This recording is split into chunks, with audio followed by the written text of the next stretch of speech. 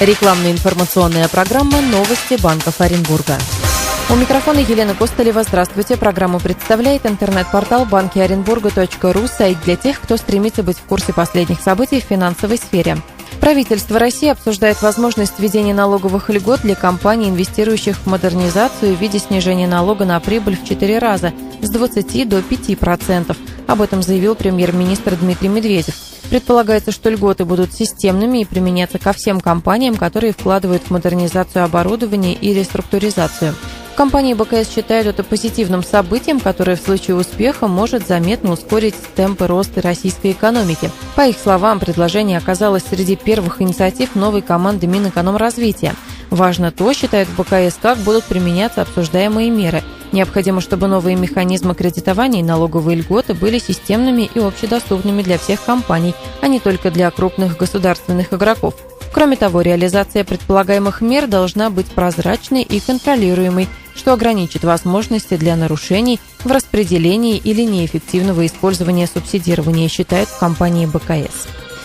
В первом квартале текущего года кредитный портфель Россельхозбанка увеличился почти на 3%, на 49 миллиардов рублей, и на начало апреля составил более 1,5 триллиона рублей. С начала года в рамках реализации госпрограммы развития АПК Россельхозбанк выдал более 140 тысяч кредитов на общую сумму 279 миллиардов рублей, что на 70% превышает показатель за аналогичный период прошлого года.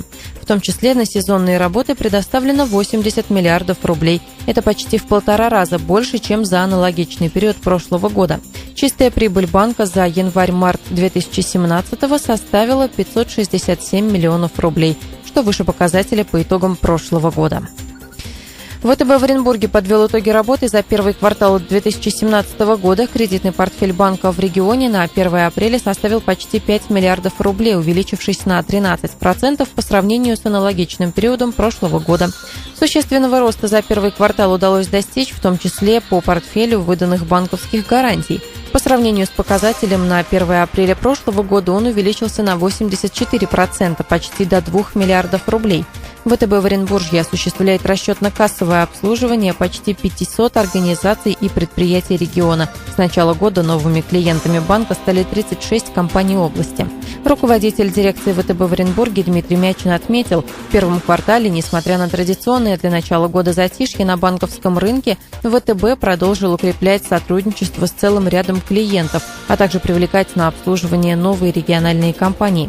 Так, на сегодняшний день значительную долю структуры клиентского портфеля составляют предприятия промышленного производства, девелопмента коммерческой недвижимости, изготовления строительных материалов и торговли. Однако компания не ставит для себя отраслевых ограничений и готова оказывать комплексную финансовую поддержку предприятиям самых разных сегментов региональной экономики. Ипотека стала доступнее, Никобанк снизил ставки по ипотечному кредитованию. Квартира в ипотеку – это реальный шанс стать обладателем собственного дома и уже в ближайшее время переехать в свою собственную квартиру.